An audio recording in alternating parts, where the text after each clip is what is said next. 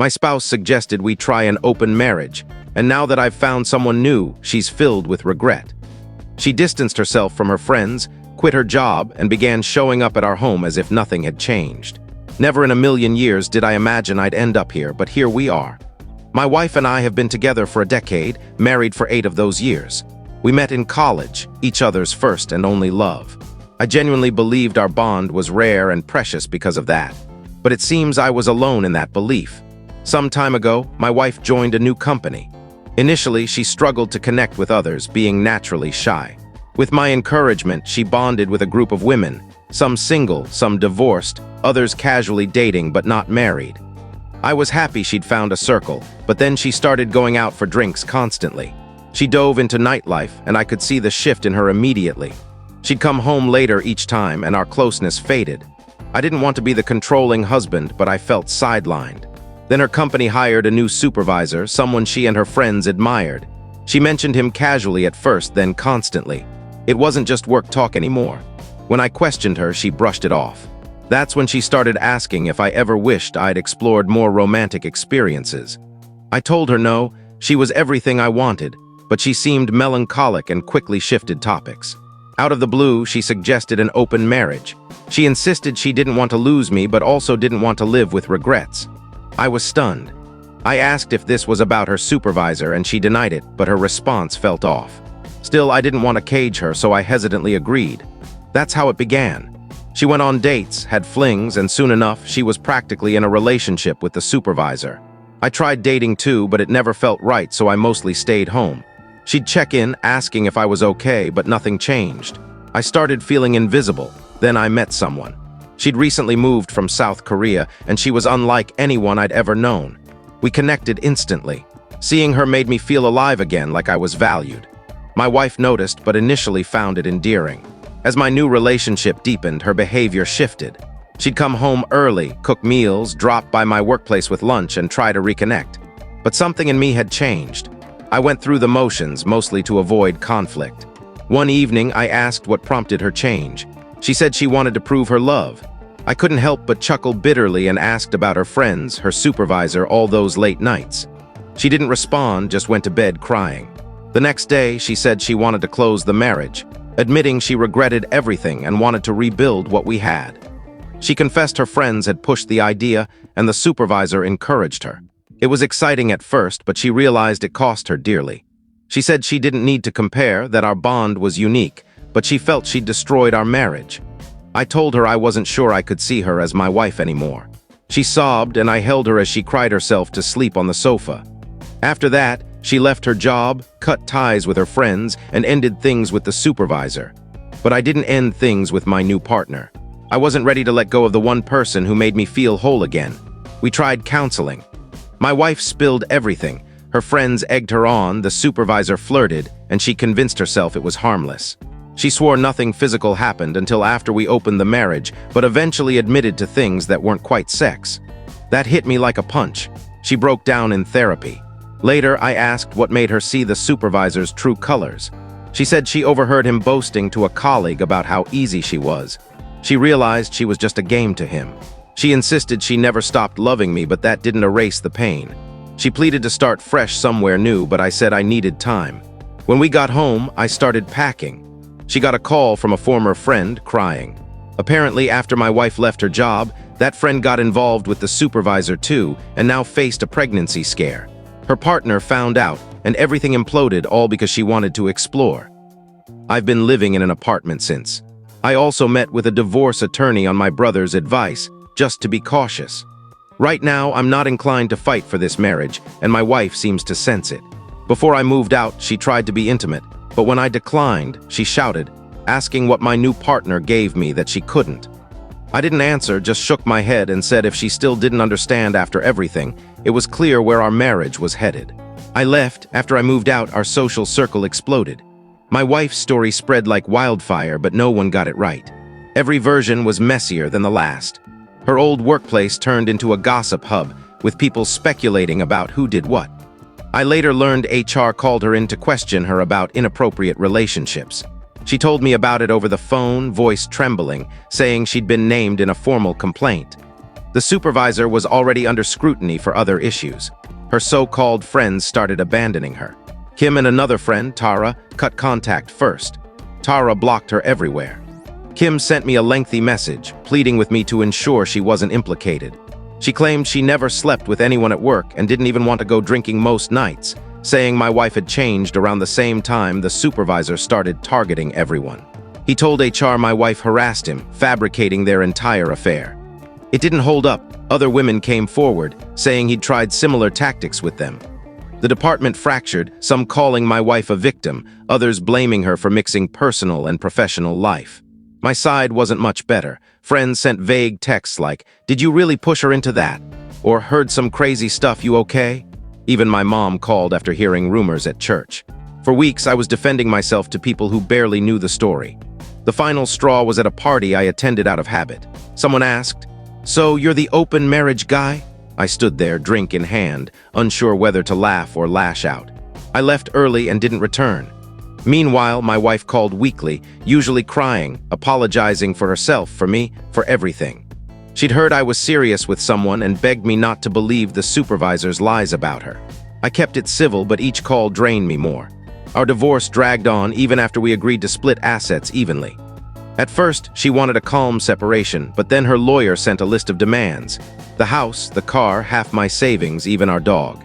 Her attorney threatened to seek compensation for emotional distress if I didn't comply. My lawyer, Marissa, was sharp and no nonsense. "Don't let her guilt you," she said. "She's playing the victim." We examined our finances. My wife claimed she'd contributed more to the house down payment, which wasn't true. She even argued I'd been emotionally distant, citing texts where I mentioned feeling disconnected. The texts were real, but she omitted the context of her affair with the supervisor. In mediation, she broke down, talking about her loneliness and lost friendships. I felt a strange mix of guilt and frustration. Guilt because she was truly alone, frustration because her choices caused this chaos. The mediator urged us to understand each other's perspectives. My wife looked at me, eyes red, and whispered, "Please, can we just end this so I can move forward?" I nodded, but her lawyer kept pushing for more money. I discovered she'd withdrawn nearly £5,000 from our savings right before we separated, claiming it was for living costs. But she'd also paid for a 2-week Airbnb and new furniture.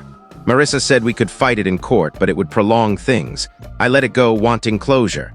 The house was the final hurdle. She agreed to let me keep it, but only if I paid her a lump sum. I scraped together the funds, cashed out some investments, and made the payment. Signing the papers felt like being freed from a long, grueling sentence. During this mess, my relationship with Suman, my new partner, grew serious. She helped me settle into the apartment, hung new curtains, and repainted the living room to feel like a fresh start. We went out with her friends, cooked together, tried to build something separate from my crumbling marriage. But the divorce drama kept intruding. My wife messaged Suman on Instagram, first with warnings about my emotional unavailability, then asking about my whereabouts, even suggesting Suman be cautious. Suman showed me the messages, laughing them off, but I could tell they bothered her. Things escalated one night at dinner when my wife called, sobbing, saying she'd seen a photo of us online and couldn't believe I'd moved on so fast. I apologized, but she didn't want apologies. She just wanted me to listen. I hung up, feeling like I'd let down both women. After that, Suman grew distant. She asked if I needed closure with my wife or if I wasn't ready to move forward. I said I was, but she could sense my hesitation.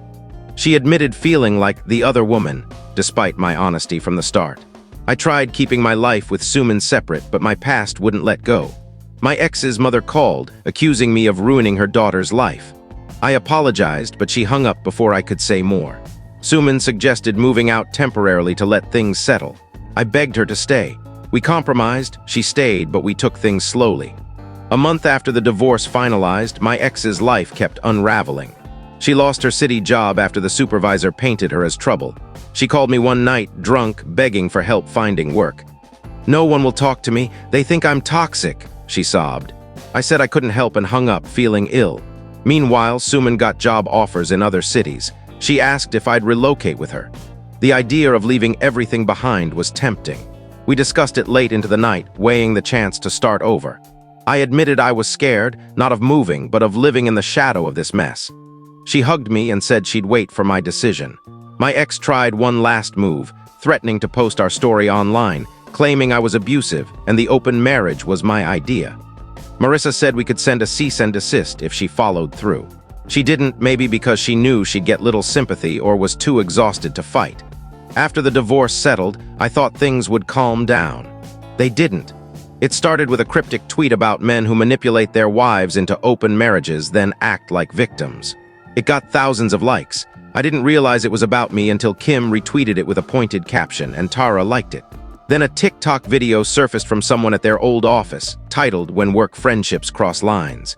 It didn't name names but used terms like workplace affair and emotional betrayal. The comments went wild. Someone connected the dots and soon Suman's name was being mentioned. Suman ran a small online art shop selling handmade pieces locally. Her business profile started getting odd comments. Some called her a homewrecker, others asked how it felt to be the upgrade. One said, "He'll leave you too when he's done." She brushed it off at first, then disabled comments entirely. One night I found her deleting DMs with a weary expression. I asked if she was okay. She shrugged, saying, "Just noise." But I knew it wasn't. It all came crashing down when her mother called from Korea, crying, asking why strangers were messaging her on Facebook about Suman stealing a husband. That was the first time I saw Suman cry. She didn't wail or shout. She just sat at the table, face in her hands, whispering, "I didn't ask for this." I felt powerless. I'd pulled her into this chaos, and even though I stayed quiet online, it was still my story being twisted. I tried defending her in a few threads, but it backfired. Someone screenshotted my comment, labeling it typical manipulator behavior. I got angry, at Kim, at the coworker, at myself. I considered confronting my ex, but didn't. I knew she wasn't behind it. It was just the fallout of a mess we'd both created. Suman started staying late at her studio, sometimes not coming home until midnight. I asked if she needed space. She said no, but didn't say yes either. I started sleeping on the couch, just in case. One morning, she texted me 3 words, "We need space." That's when it sank in. The past wasn't gone, it was still here, and it wasn't just mine anymore. It was hers too. When she packed her bag, we didn't argue or cry. She grabbed a few clothes, her toothbrush, and said she'd stay with a friend. I offered to carry her suitcase. She said she could handle it.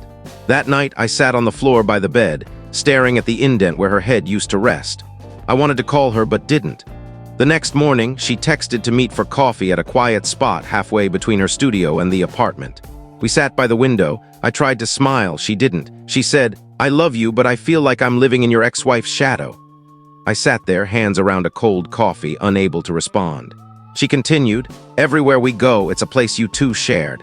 Every time your name comes up online, I'm pulled into it.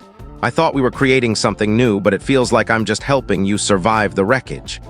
I said I understood, but she knew I didn't fully.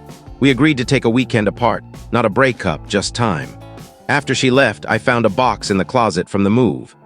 Inside were old receipts, a few photos, and a menu from the restaurant where my ex and I celebrated our 5th anniversary. I sat holding it, wondering how everything fell apart. The next day, I drove to our old neighborhood. The corner bakery had new owners, the park had a dog run, but our old building looked unchanged. I didn't go in, just stood across the street, remembering. I recalled our arguments over dishes, her forgetting timers, lazy Sundays when she'd read while I cooked breakfast. I remembered the night she suggested the open marriage, so composed, like she'd rehearsed it. I went to our old grocery store, saw her favorite cereal, and felt a tightness in my chest. Not because I missed her, but because I realized how much of my identity was tied to that relationship, and how much of me was still trapped in it. I drove home in silence. The apartment felt empty, despite Suman's art on the walls and her slippers by the door. I didn't just want her back. I wanted to be the man she fell for, the one who made her feel chosen, not caught in someone else's story. That night, I messaged her. I didn't beg or ask her to return. I just said I wasn't over everything, but I was trying, and I hoped she'd come back, not because I needed saving, but because I wanted to earn her love. She didn't reply immediately. When she did, it was, "Thank you for saying that, I need time." So I waited, and in that waiting, I stopped trying to fix the past. I let it exist. I hadn't heard from my ex in weeks. The last I saw was a blurry video someone shared from a private story. She was at a bar, slurring, arguing with a bouncer. A friend sent it, asking, "Is this her?" I didn't reply, but it was. A week later, I got a letter, no return address, just my name in her handwriting. It smelled like her old soap. Inside were 6 pages front and back. She wrote she was in rehab, somewhere she called a place with no mirrors and bad oatmeal. She said, "This isn't to guilt you. I just want to explain before I disappear." She started from the beginning. "I never felt enough even before you. My mom used to say men only love you if you give them a reason every day. That stuck with me. I chased attention like it was survival." She admitted to drinking heavily during our marriage, saying the first time she blacked out with her coworkers, she lied about where she'd been. "You trusted me and that made it worse." She said she didn't plan to sleep with the supervisor, but his attention, his compliments, the way he made her feel young, it hooked her. "I got addicted to being desired, not loved. There's a difference, and I didn't see it until it was too late." She wrote about seeing Suman and me online, saying I looked like someone who'd moved on, and it made her hate herself. Not because I was happy, but because she was still trapped in her own cycle. The last page hit hardest. "I hope she's kind to you. I hope you let her love you without making her prove it constantly like you did with me. I know I hurt you. I know I ruined everything. But I did love you, just poorly, wrongly." There was no signature, just a line, "Please don't write back." I sat with the letter for hours, rereading that line, unsure if it was meant to free me or hurt me. I locked it in a drawer I hadn't touched since moving in. I didn't hear from her again. Months passed. Suman returned quietly. No grand gesture, no cinematic reunion. She walked in, dropped her keys, and said, "I brought dinner." I didn't ask if she was staying, I just set the table. We didn't discuss the past much, not at first. She focused on her work. I helped my brother with some home projects. We shared a bed, but there was a distance, not just physical, like we were both checking if we still fit. Then a friend messaged me. My ex was out of rehab, living with her cousin, doing better. I didn't reply, but thought about it more than I should have. The next week, I passed our old cafe and went in, ordering her favorite drink. I texted her, "I'm not here to rehash things, but if you want to talk in person one last time, I'm open." She replied that night. We met at a park, neutral and public. She looked different, not worse, just diminished, like life had squeezed her dry and she was starting over, still fragile. She smiled when she saw me. "I was scared you wouldn't show," I said. "I was scared I would." We sat on a bench, watching kids on bikes and dogs running. She asked how I was. I said I was tired but okay. She nodded. "That feels right." We talked about nothing and everything, rehab, her job hunt, how her cousin became her unofficial therapist. She'd started journaling, learning to embrace quiet. I told her about the letter, that I'd read it multiple times, that I wasn't angry anymore. She said that was more than she hoped for. Then she said, "I don't want forgiveness. I want understanding, even if it's too late." I told her I understood. Before we parted, she asked for a hug. It was the most human we'd been in years. No tension, no longing, just two people who'd shared too much to be strangers but not enough to stay lovers. When I got home, Suman was painting. She asked, "Did you go?" I said, "Yeah." She didn't look hurt, just curious. "Do you feel finished now?" I nodded. "Yeah, I do." She turned back to her canvas. "Good. Let's stop carrying ghosts." That night, we didn't talk about the past or future, just existed together, breathing easier like the air had finally cleared. A month later, Suman got a job offer in Seattle, full-time, creative, good pay. She sat me down and said she wasn't asking me to move, just needed to know if I wanted to. I didn't answer right away, not from doubt, but because I realized this wasn't about chasing something. It was about choosing it. We talked for days, sometimes circling the same questions, sometimes sitting in silence but without pressure. In the end, she went. I didn't go with her, not out of fear or uncertainty, but because I needed to discover who I was alone. We hugged at the airport, no grand farewells or promises we couldn't keep. She said, "I'll call, you better pick up." I said, "I always do." After she left, I repainted the apartment, cleared out old stuff, bought a new couch with no history, even changed my number. It felt right, not like erasing the past, just making room. I started therapy, not for anyone else, but because I wanted to be better at being me. My therapist asked why I came. I said, I don't want my past to be the loudest thing in my life anymore. I reconnected with my brother too. We grabbed drinks, talked nonsense, laughed more than I thought possible. He said he was proud of me. I believed him. One night, I sat on the living room floor, surrounded by boxes I didn't need to open. I looked around and realized I wasn't waiting for a call, a text, or closure. Just peace. It wasn't loud or thrilling, but it was mine.